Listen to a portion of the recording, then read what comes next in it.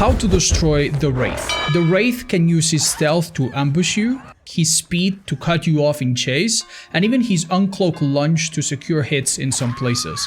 So how do we counter him? Well, your general strategy begins by playing it safe early on. The Wraith is one of several stealth killers that has no obvious warning until it is maybe too late, so start by choosing a generator with decent visibility and do not repair it from an angle that could lead to a body block. You want to keep an eye for the closest point of safety that you'll run to in case of an ambush, and if you manage to never give the Wraith a free hit early on, you will make his early game much harder, as he'll need to commit to a potentially very long chase. As the match goes on, it is very important to assess your safety level so that you can act accordingly. Against Wraith, there are basically two types of survivors. The unsafe ones, which are typically injured and or hooked the most and or have no awareness of the killer's location.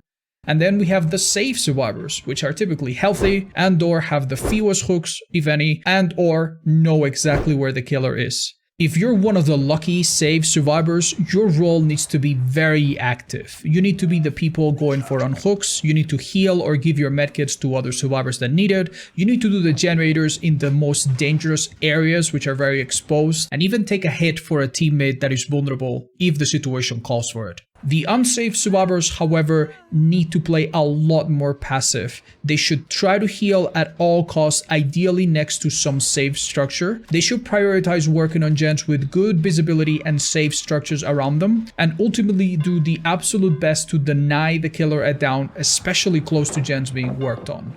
Healing against the Wraith is a very precious resource that you must never waste, and it's very easy to do so if you make certain mistakes, such as bringing the killer directly to your boon, failing to play around Franklin's demise, which can completely destroy your items. Be sure to drop them if that's the case. Or using a medkit while there's hemorrhage and it's very likely that you'll be interrupted, which can make you waste a lot of charges and time. When it comes to chase tips against the Wraith, most of them revolve around denying the utility of stealth and forcing him out of it so that he has no real abilities in chase. Make sure that you never get ambushed by listening to the gargle sound that he emits when he's close and the directional bell sound that he emits when he uncloaks. Certain add-ons can muffle or even silence these sounds, but you'll still hear a whoosh when he cloaks and another whoosh when he uncloaks. If you hear these sounds, that means that he is within 40 meters of you, so be careful. You can burn a Wraith out of stealth and stun him for a very long time with a firecracker or flashbang thrown at his feet, and you can also use a flashlight, but be careful. If you've already heard a bell sound, you probably are too late for it. Good Wraith players will often try to hide behind cover to avoid the light burn, but if you have multiple flashlights at once, it is very difficult to avoid them. If you reach a standing pallet, you can sit by the edge, which will force him to uncloak in front of you, and if during this uncloak he gets too close, you can drop the pallet to also stun him and decloak him. And if not, just wait out a little bit and drop it to be safe.